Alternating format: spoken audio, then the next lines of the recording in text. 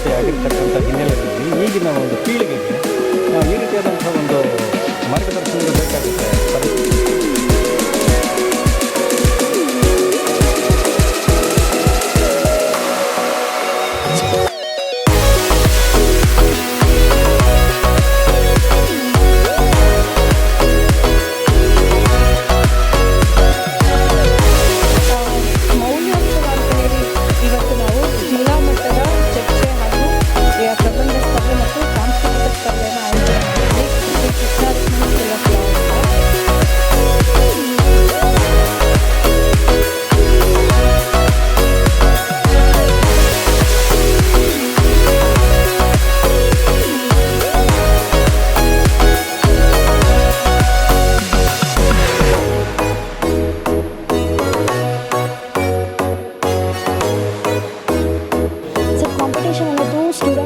ತುಂಬ ಇಂಪಾರ್ಟೆಂಟು. ಯಾಕೆಂದರೆ ಅಡ್ವೊಕೇಟ್ ಅಥವಾ ಒಬ್ಬ ಲಾಯರ್ಗೆ ಬೇಕಾಗಿರೋದು ನೆಟ್ವರ್ಕ್ನ ಬಿಲ್ಡ್ ಮಾಡಬೇಕು.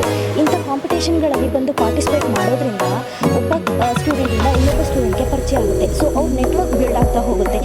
ಒಬ್ಬ ವಿದ್ಯಾರ್ಥಿ, ಕಾನೂನು ವಿದ್ಯಾರ್ಥಿ ಯಾವ ರೀತಿ ಮೌಲ್ಯಗಳನ್ನ ಹೊತ್ಕೊಂಡು ಹೋಗಬೇಕು, ಅವರ ಸಮಾಜದಲ್ಲಿ ಏನು ಜವಾಬ್ದಾರಿ ಇದೆ ಅವ್ರದ್ದು ಅನ್ನೋದನ್ನ ಸವಿಸ್ತಾರವಾಗಿ ನಮಗೆ ತಿಳಿಸ್ಕೊಟ್ಟಿದ್ದಾರೆ.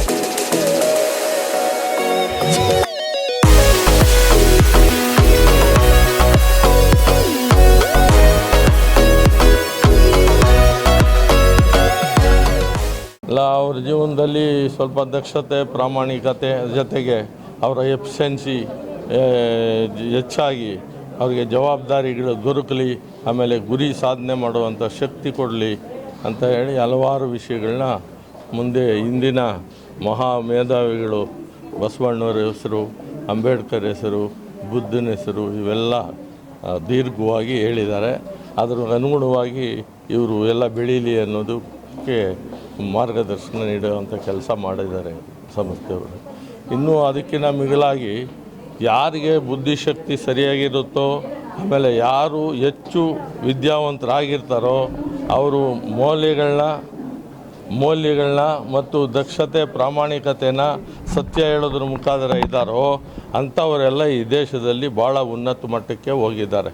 ಇವನ್ ಮನಮೋಹನ್ ಸಿಂಗ್ ಅವರು ಇರ್ಬೋದು, ಮತ್ತು ಇವತ್ತು ದ್ರೌಪದಿ ಮುರ್ಮು ಇರ್ಬೋದು, ಮತ್ತು ದಿವಂಗತ ಇವರು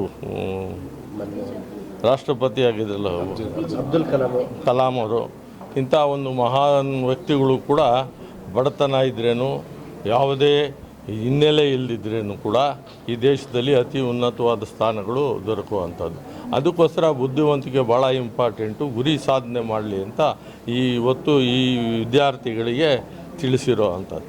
ಇಲ್ಲ, ಇಂಥ ಶಿಬಿರಗಳು, ಇಂಥ ಸಮಾರಂಭಗಳು ಮತ್ತು ಚಟುವಟಿಕೆ ಬಹಳ ಬೇಕಾಗುತ್ತೆ ವಿದ್ಯಾರ್ಥಿಗಳು, ಕಲಿಯುವಂಥ ವಿದ್ಯಾರ್ಥಿಗಳಿಗೆ. ಅದರಲ್ಲೂ ಕೂಡ ಬಹಳ ಮುಖ್ಯವಾಗಿ ಇತ್ತೀಚಿನ ದಿನಗಳಲ್ಲಿ ಏನಾಗ್ತಾ ಇದೆ ಅಂತ ಹೇಳಿದ್ರೆ ಪಠ್ಯಕ್ರಮಗಳಲ್ಲೇ ನಾವು ಈಗ ಏನು ಇವತ್ತಿನ ಪಠ್ಯಕ್ರಮ ಅಂತ ಹೇಳಿದ್ರೆ ಪರೀಕ್ಷೆಗಳಿಗೆ ಮಾತ್ರ ತಯಾರಾಗ್ತಕ್ಕಂಥ ಒಂದು ಇದಿದೆ. ಆದರೆ ವಕೀಲಿ ವೃತ್ತಿ ಹಾಗಲ್ಲ.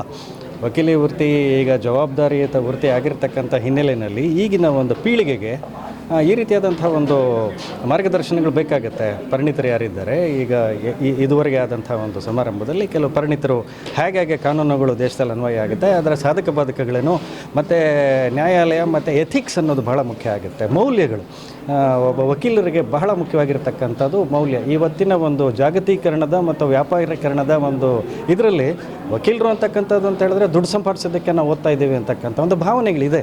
ಇವತ್ತು ಲಕ್ಷಾಂತರ ರೂಪಾಯಿ ಕೊಟ್ಬಿಟ್ಟು ಯಾಕೆ ಇವತ್ತು ಓದೋಕ್ಕೆ ಬರ್ತಾ ಇದ್ದಾರೆ ಅಂತ ಹೇಳಿದ್ರೆ ನಾಳೆ ಬೆಳಗ್ಗೆ ನಾನು ವಕೀಲರಾದರೆ ಸಿ ವಿ ನಾಗೇಶ್ ಥರ ಆಗ್ಬೋದು, ಹನುಮಂತರಾಯ ಥರ ಆಗ್ಬೋದು ಅನ್ನೋ ಒಂದು ಭಾವನೆ ಇದೆ. ಅದಲ್ಲ, ಸಾರ್ವಜನಿಕ ಹಿತಾಸಕ್ತಿಗಳ ಅರ್ಜಿಗಳನ್ನು ಎತ್ತಿ ಹಿಡಿಬೇಕಾಗಿದ್ದರೆ ಇವತ್ತು ಇಂಥ ಒಂದು ಪೀಳಿಗೆ ತಯಾರಾಗಬೇಕಾಗತ್ತೆ. ಭಾರತ ದೇಶವನ್ನು ಕಟ್ಟಬೇಕಾಗಿದ್ದರೆ ಭಾರತ ದೇಶ ಕಟ್ಟಿರ್ತಕ್ಕಂಥದ್ದು ಈ ರೀತಿಯಲ್ಲ. ಹೇಳಿದ್ರಾಗಲೇ ಬಾಲ್ ಗಂಗಾಧರ್ ತಿಲಕ್ ಮತ್ತು Mahatma Gandhi is a lawyer, of course is a great advocate. Rather he pleaded for the entire country, not only for this country. South ಆಫ್ರಿಕಾನಲ್ಲಿ ಸ್ವಾತಂತ್ರ್ಯ ತಂದುಕೊಟ್ರು. ಹಾಗಾಗಿ ಈ ದೇಶದಲ್ಲಿ ವಕೀಲರ ಪಾತ್ರ ಬಹಳ ದೊಡ್ಡದಿದೆ.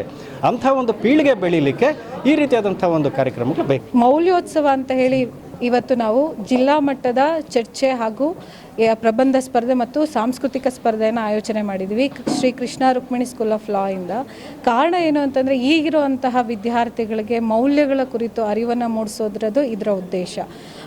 ಈ ಸ್ಪರ್ಧೆಗಳ ಜೊತೆಗೆ ಈಗ ಡಿಬೇಟ್ ಮತ್ತು ಎಸ್ಸೆಯಲ್ಲಿ ನಾವು ಕಾನ್ಸ್ಟಿಟ್ಯೂಷನಲ್ ವ್ಯಾಲ್ಯೂಸ್ನ ಆ್ಯಡ್ ಅದರ ಟಾಪಿಕ್ನ ಇಟ್ಟಿದ್ದೇವೆ. ಸೊ ಅದನ್ನು ಅವರು ಅನಲೈಸ್ ಮಾಡೋದ್ರ ಮೂಲಕ ಅಟ್ಲೀಸ್ಟ್ ಸ್ವಲ್ಪ ಒಂದು ದಿನನಾದರೂ ಕೂಡ ಮೌಲ್ಯಗಳ ಬಗ್ಗೆ ಅವರು ಅಟ್ಲೀಸ್ಟ್ ತಾರ್ಕಿಕವಾಗಿ ಆಲೋಚನೆ ಮಾಡಲಿ ಅನ್ನೋದು ಈ ಒಂದು ಕಾರ್ಯಕ್ರಮದ ಉದ್ದೇಶ. ಮೌಲ್ಯೋತ್ಸವ ಅಂತ ಅಂದರೆ it is not a celebration of values, also it's A celebration of values with a legal excellence.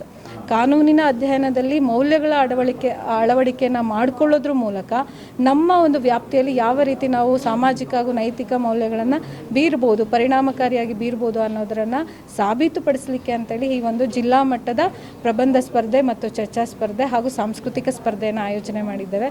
ಅದಕ್ಕೆ ತಾವೆಲ್ಲರೂ ಕೂಡ ಆಗಮಿಸಿದ್ದೀರಿ, ಹಾಗೆ ವಿದ್ಯಾರ್ಥಿಗಳು ಕೂಡ ಆಗಮಿಸಿದ್ದಾರೆ. ಅವರೆಲ್ಲರಿಗೂ ಕೂಡ ನಾವು ಅನಂತ ವಂದನೆಗಳನ್ನು ತಿಳಿಸ್ತೇವೆ.